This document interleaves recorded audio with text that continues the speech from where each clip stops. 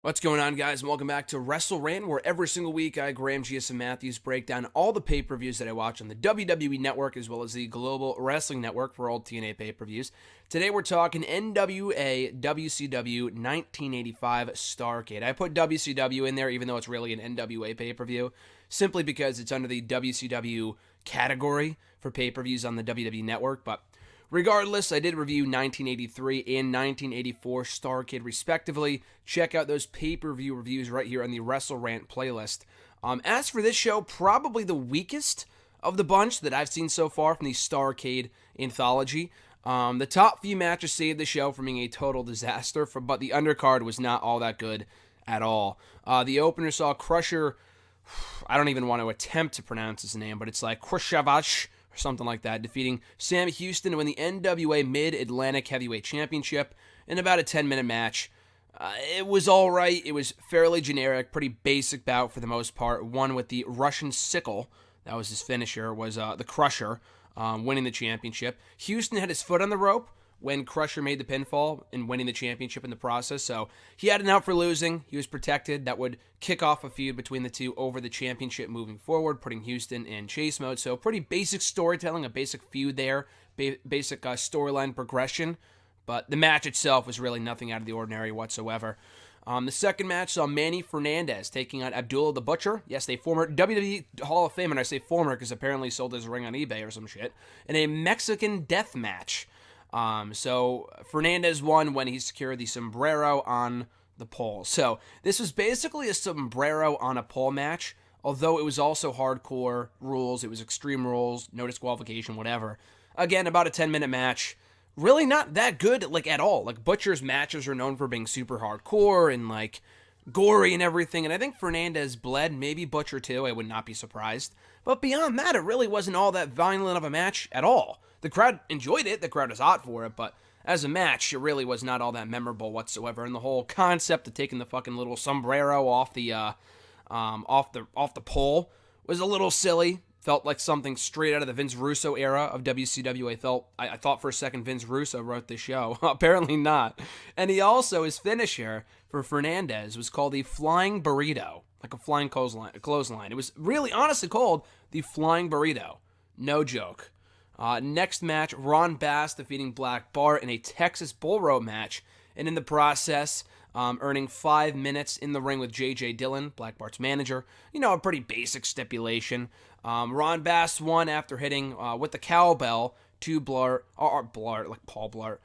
Bart rather. I'm mixing up the two names there. Hitting with a cowbell off the top rope in about 8 minutes. And then in the J.J. Dillon Bass match, the referee goes down. We got a ref bump. Bart hits the ring, hits Bass with a pile driver. That's a tongue twister. About a few minutes in, and that was about it. The match itself was shit between Bass and Bart. Again, nothing special whatsoever. Just a total mess for a Texas Bull Rope match. And then Dillon and Bass, was basically what you would expect for a wrestler versus manager match. Although I did like about it, after Bass won the first match, J.J. Dillon immediately jumping Bass and getting the better of him, putting him in a headlock for a few minutes, trying to, thwart his offense.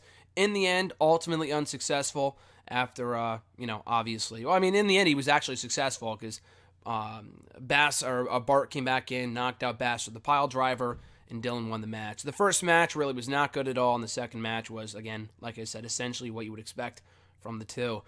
Billy Graham taking on the Barbarian in an arm wrestling match beforehand. They had a match, but before that, they had an arm wrestling match, an arm wrestling contest for $10,000 that Billy Graham won after the Barbarian's manager Paul Jones got involved. He interfered. So Billy Graham won that by DQ. The Barbarian gets the jump on Graham from the get-go. And then that match also ended in DQ. Didn't go long at all. Literally went only a few minutes. And then they brawled on the outside afterwards. Because Paul Jones once again interfered and hit Graham with the Singapore cane or his cane or whatever it was. This was not good at all. Buddy Landel taking on Terry Taylor for the NWA National Championship after J.J. Dillon, who was also managing Landel here, tripped up Terry Taylor on a superplex. Buddy Landel reversed that into a slam of his own, falling right on top of Taylor, scoring the win and the championship in the process in about a 10-minute match. Decent match, again, nothing special whatsoever. Landell did play the Ric Flair cosplay role very well, and he looked the part too. Beyond that, though, again, as a match, despite the title change, did not feel all that eventful in the slightest. We finally got our first, good match of the show, but in comparison to, the main event and other matches, a little later on in the night, this was really nothing all that special, but easily the best match on the show up to this point.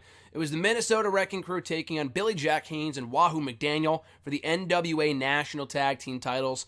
Ole Anderson trips up McDaniel on the outside, grabbed his leg, and rolled him up for the victory to retain the tag team titles. Pretty formulaic, again, but there wasn't really anything bad about it. It wasn't too dull. It was your basic tag team match, but it was enjoyable for what it was. The finish was shit, and it felt rushed too.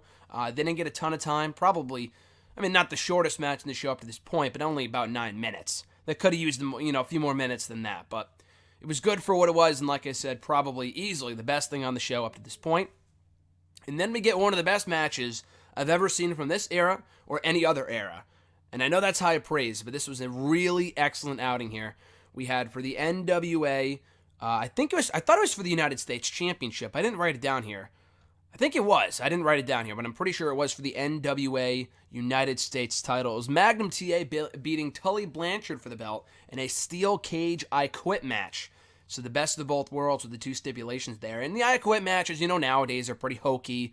It's like, oh, does he quit? Does he quit? Does he quit? And he doesn't quit, and the referee keeps asking him. You didn't get that back in 1985. The referee was not constantly asking these two if they wanted to quit. Oh, do you want to quit? Do you want to quit? Do you want to quit? Do you want to quit? It wasn't that annoying. But it was an excellent match. The storytelling was unreal. Magnum TA hitting Tully Blanchard over the head with a wooden steel chair, which I would assume hurts even more than a steel chair. Or not? Did I say a wooden steel chair? I meant just a wooden chair. That doesn't even make any sense. Wooden steel chair. So he takes the debris from the wooden chair and stabs it in the head of Blanchard for the victory before he quits. Fucking phenomenal match. It was brutal. It was bloody.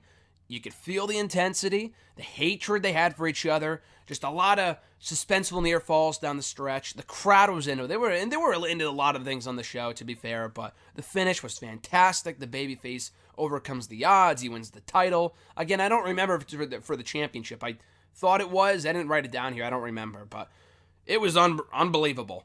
Unbelievable. And I'm not a huge fan of the old school matches from the 80s and even the 90s, early 90s, but this was an outstanding outing all around. Jimmy Valiant and Miss Atlanta, Lively, was Ronnie Garvin in drag for some reason, taking on the Midnight Express in an Atlanta street fight. So Atlanta hit Bobby Eaton with a forearm for the victory about 6 minutes in. Awful, just a giant mess and just total crap. I guess it was supposed to be the comedic filler of the show, but I didn't care and a lot of other people didn't care either. After that, for the NWA World Tag Team titles, we had the Rock and Roll Express beating Ivan and Nikita Koloff in a steel cage match as well. The other cage match was a lot better, but this was still pretty good. We had Ricky Morton rolling up Ivan for the victory. The crowd goes nuts. Pretty basic finish, but the crowd went nuts for it anyway. A solid, good match. No real dull points. It had a solid pace too, so overall it was a pretty good match. One of the better matches of the show, considering how awful the undercard was. And then the main event for the NWA World Heavyweight Championship, Dusty Rhodes beating Ric Flair for the belt in a 22-minute approximately match. Not the best Starrcade main event I've seen up to this point, but still really, really good and far better than almost everything on the show, with the exception of obviously the first steel cage match between Tully Blanchard and Magnum TA, who was a fucking star, and it's a shame his career ended as early as it did. But this was a very strong main event. Solid storytelling here. The crowd very much behind Dusty Rhodes, picking up the win, new champion. Told a good story. They were into the finish. Made sense. They had good chemistry, good psychology here. I thought it was a very good match overall. So then we get 10 minutes in the remainder of the pay-per-view with a promo from Dusty Rhodes and a recap of the whole show. So overall, I would not say the show is must-see or worth going out of your way to watch. Though I would absolutely recommend the U.S. steel cage match between Magnum and Blanchard. It was unbelievable. Honestly, even if you're not a fan of the old school wrestling, the match is a perfect example of what a masterpiece of a match can be. What a masterpiece, what a match can be to become a masterpiece with just everything falling into place with a believable babyface, an amazing heel, great storytelling, great finish, great blood, intensity. And this is before the days of ECW and hardcore and shit. And that match was unbelievable. So I can't really give this a thumbs up. Although the top matches did deliver, the 2 tag team matches were fine, the 2 main tag team matches. The main event was very good, and the steel cage match, the first one. The second one was also very good. The first one was the best, though.